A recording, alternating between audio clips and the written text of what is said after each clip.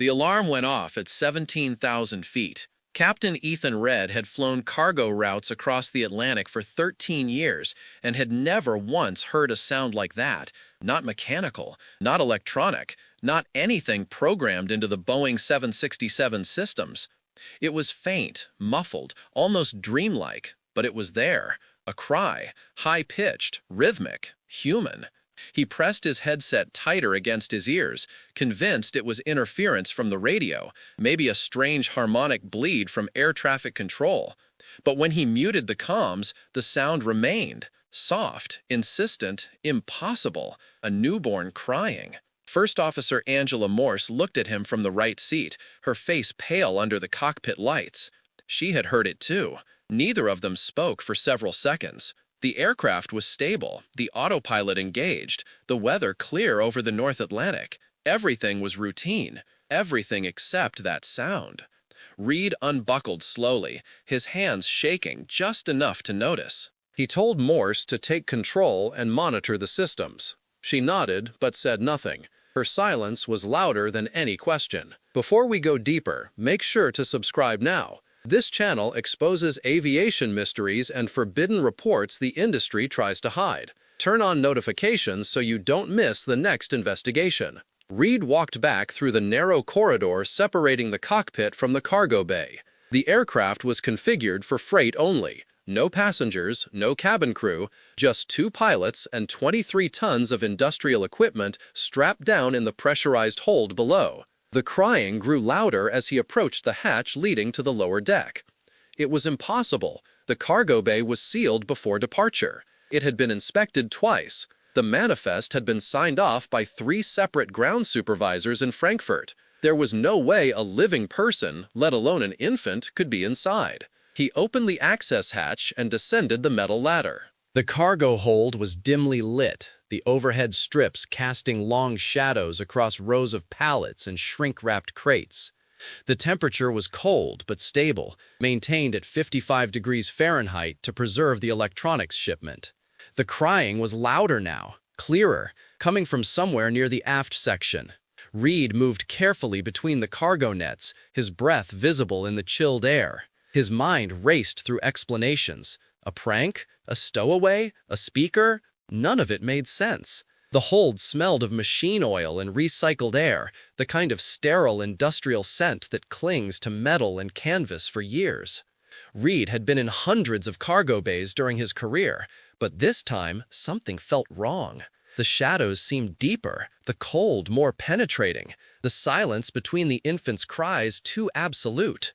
He could hear his own heartbeat pounding in his ears, synchronizing with the rhythm of the crying. It was as if the sound was calling to him specifically, leading him somewhere he was always meant to go. Then he saw it. A single cardboard box, smaller than the others, wedged between 2 steel crates marked with German industrial logos. It was not listed on the cargo manifest. It had no company labels, no barcodes, no shipping documentation. Just a handwritten tag tied to the handle with white string. The ink was faded, the letters shaky, as if written in a hurry or under stress.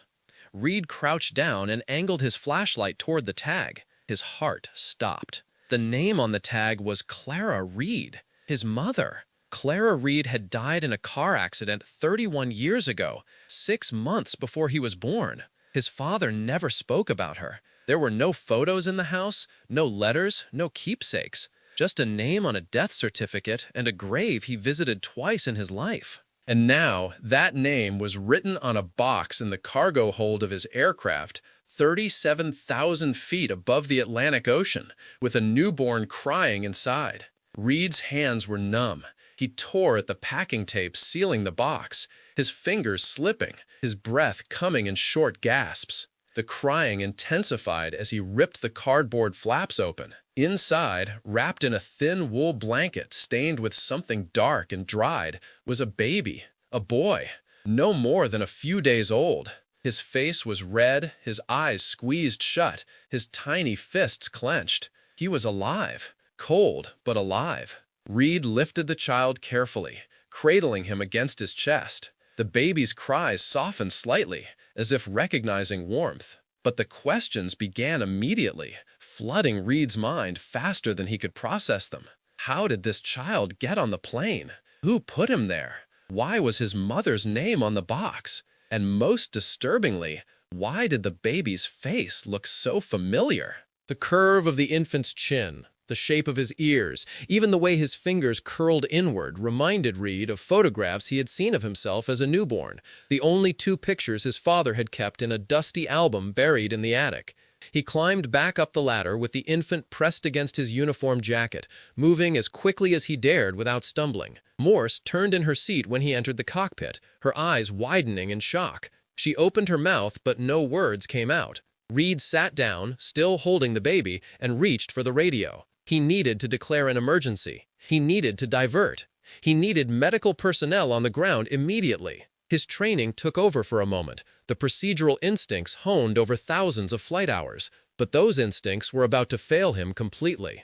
But when he keyed the microphone, the frequency was dead. Not silent, dead. No static, no background hum, no carrier tone. An empty, hollow void where sound should exist. He switched frequencies. Nothing. He tried the backup radio. Still nothing. The transponder was transmitting. The navigation systems were functioning. But every communication channel had gone completely silent. It was as if the aircraft had been severed from the rest of the world. Morse looked at him with a mixture of confusion and rising panic. She suggested a total electrical failure, but the instruments were all functioning normally. The radios should have worked. At least one of them should have worked. Morse checked the circuit breakers, the avionics panel, the antenna connections. Everything appeared normal. Reed tried the satellite phone mounted behind his seat. The line connected, but when he spoke, no one answered. He could hear breathing on the other end. Slow, deliberate, waiting. The sound was rhythmic, almost mechanical, but unmistakably organic. It was the breathing of someone who had been waiting for this call for a very long time. He hung up and did not try again. The silence in the cockpit became oppressive, broken only by the steady hum of the engines and the occasional creak of the airframe adjusting to atmospheric pressure. The baby had stopped crying. He lay still in Reed's arms, his eyes now open, staring up at the cockpit ceiling with an expression far too aware for a newborn. Reed felt a chill that had nothing to do with the air conditioning. He looked down at the child's left wrist and saw a small mark, not a birthmark, a scar. Thin, precise, almost surgical. He had seen that scar before, in the mirror, on his own wrist, in the exact same place. The scar, he had been told, was from a childhood accident, a fall from a swing set when he was 3 years old. But looking at this infant, Reed realized that explanation had never made sense. The scar was too precise, too deliberate, too old. Morse finally spoke, her voice barely above a whisper. She asked if they should turn back. Reed did not answer. He was staring at the cargo manifest on his tablet, scrolling through the list of shipments. Every item was accounted for, except one. A late edition, loaded in Frankfurt at 0300 hours, 40 minutes before the flight crew arrived. The shipper was listed as C&R Logistics. No address, no contact number, no customs declaration. Just a timestamp and a forged signature that looked disturbingly like his own. The signature was not just similar, it was identical. The same loops in the capital letters, the same slant, the same pressure points where the pen had pressed harder into the paper.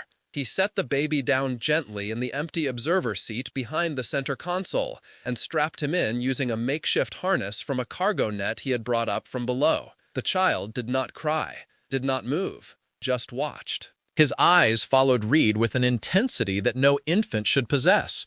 Morse asked if she should prepare the emergency medical kit, but Reed shook his head. He knew instinctively that this was not a medical emergency. This was something far beyond the scope of first aid training or emergency protocols. This was something that existed outside the boundaries of normal human experience. Reed returned to his seat and took manual control of the aircraft. He told Morse to pull up the flight data recorder logs from the past 2 hours. She hesitated, then complied. Her fingers moved quickly across the screen, pulling up data streams that pilots rarely examined during flight. These were the deep system logs, the ones that recorded every sensor input, every weight shift, every minor fluctuation in the aircraft's behavior. What they showed defied every law of physics Reed had ever learned. The logs showed something impossible. For 11 minutes, between 0417 and 0428, the aircraft's weight and balance parameters had shifted.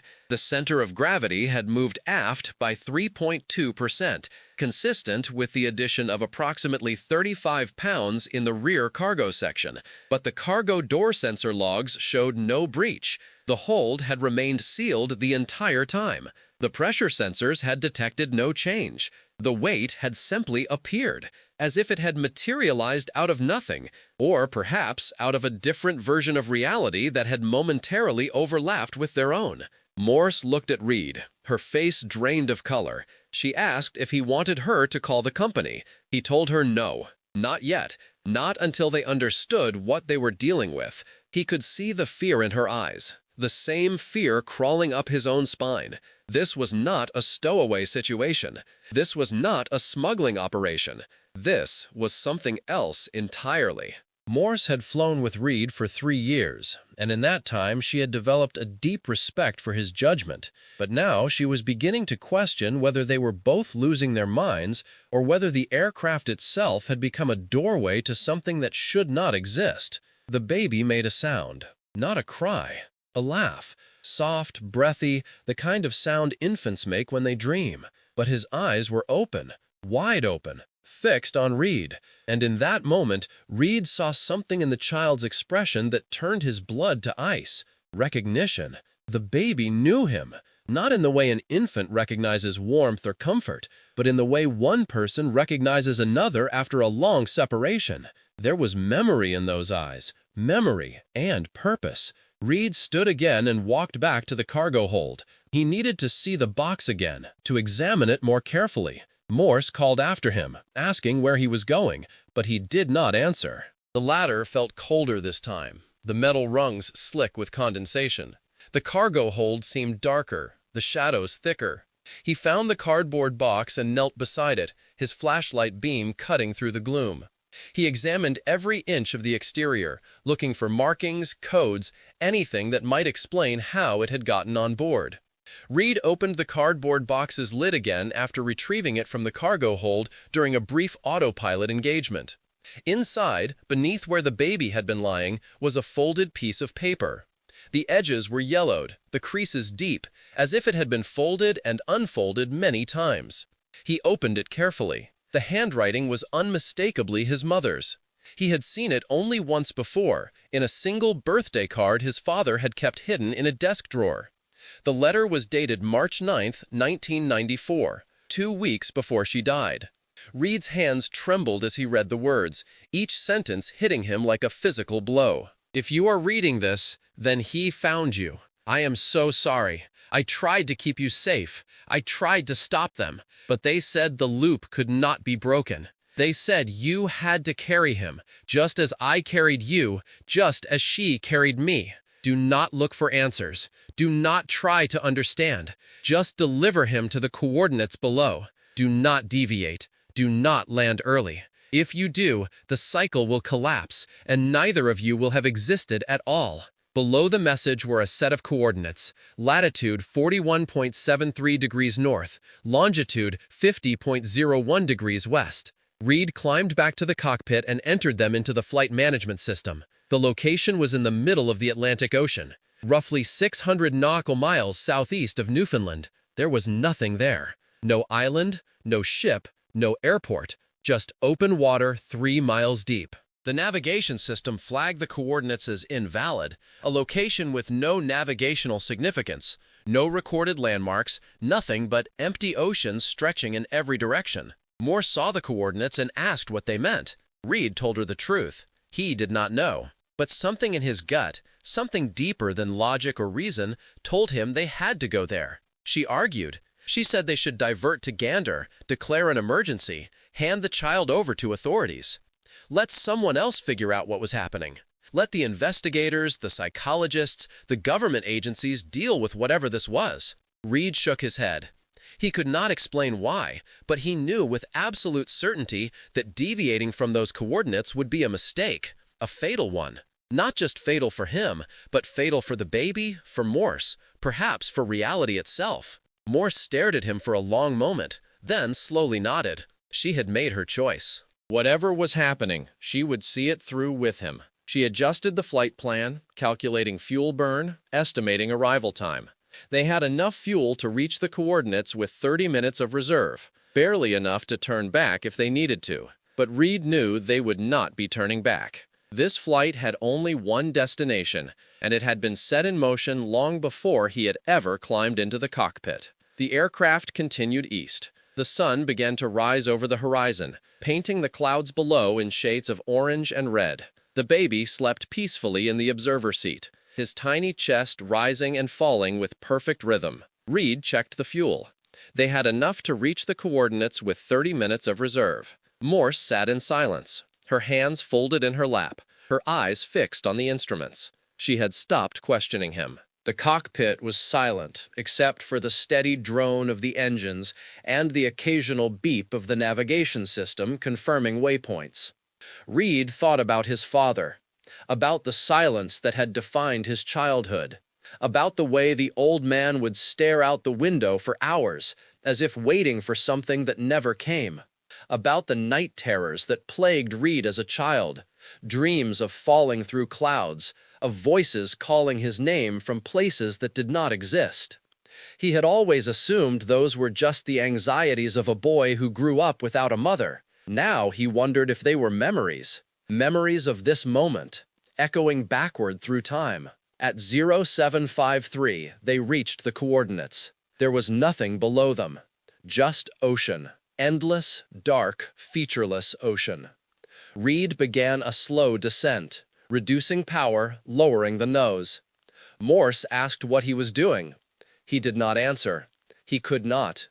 His hands were moving on their own, guided by something beyond conscious thought. The altimeter unwound. 20,000 feet, 15,000, 10,000. The aircraft was stable, the engines purring smoothly, the controls responding normally.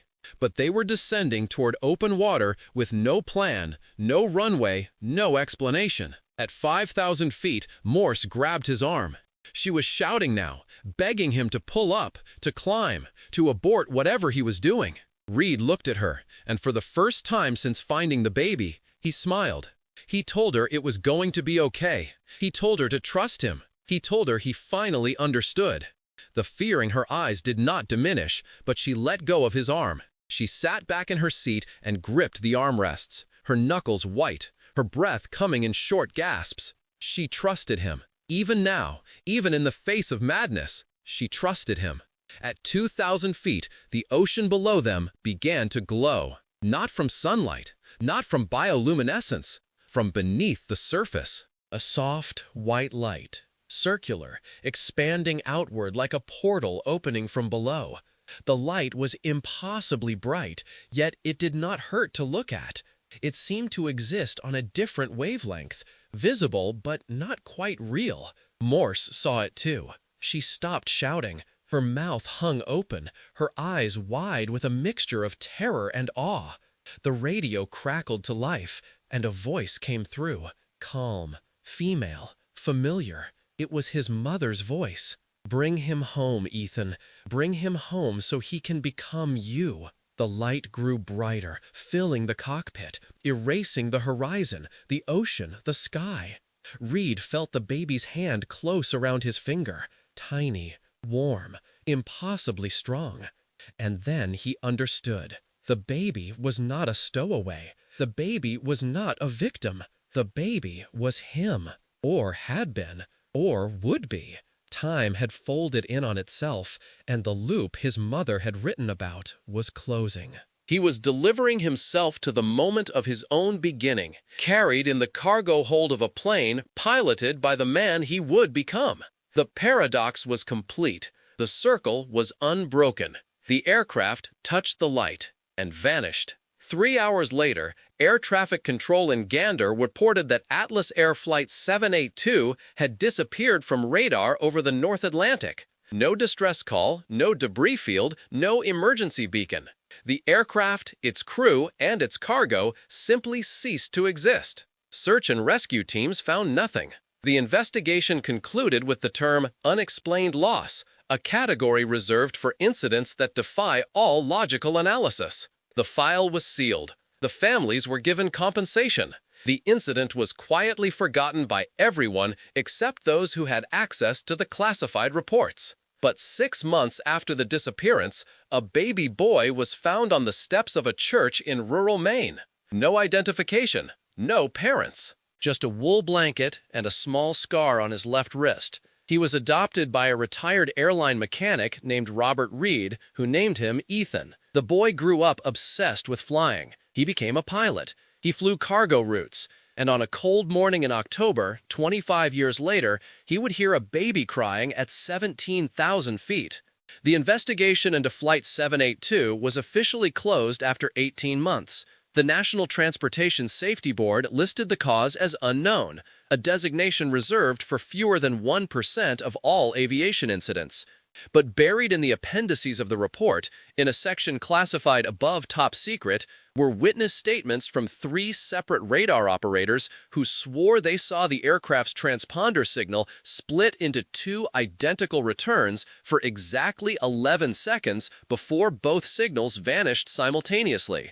The phenomenon was attributed to atmospheric interference and officially dismissed. Robert Reed never told his adopted son about the nightmares he had after bringing the boy home. Dreams of his late wife, Clara, standing at the end of a runway, holding a cardboard box, whispering coordinates he could never quite remember when he woke. He never told Ethan about the letter that arrived, 2 years after the adoption, postmarked from Frankfurt, with no return address, containing only a single sentence: "He is where he needs to be."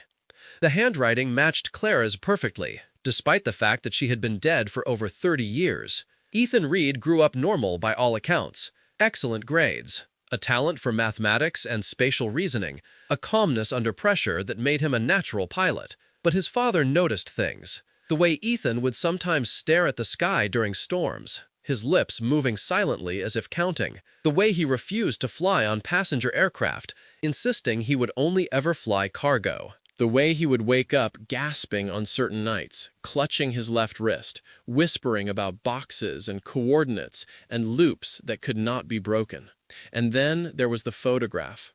Robert found it tucked inside Ethan's flight manual when the boy was 28, just after he had been hired by Atlas Air. It was a picture of a woman Robert had never seen before, standing in front of a Boeing 767. The woman looked exactly like Clara, not similar, identical. But the date stamp on the photo was from 2 years in the future. Robert burned the photograph and never spoke of it. Some questions, he had learned, were too dangerous to ask. The loop continues. It always has.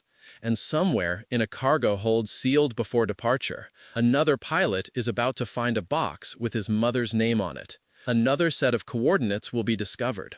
Another aircraft will descend toward an impossible light in the middle of the ocean. And another child will be delivered to the moment of his own beginning, ensuring that the cycle never ends. There are those who know about the loop, researchers who have tracked similar incidents across decades, always involving the same bloodline, always involving cargo flights over the North Atlantic, always ending in unexplained disappearances. They call it the Reed paradox. They have documented 17 separate incidents dating back to 1943. Each time a pilot named Reed. Each time a newborn in the cargo hold. Each time coordinates that lead to the same glowing patch of ocean. And each time the aircraft vanishes, only for a baby to appear months later, continuing the cycle. The researchers have tried to intervene. In 1978, they attempted to ground a cargo pilot named Marcus Reed before his scheduled Atlantic crossing. He died of a heart attack in the parking lot of the operations center,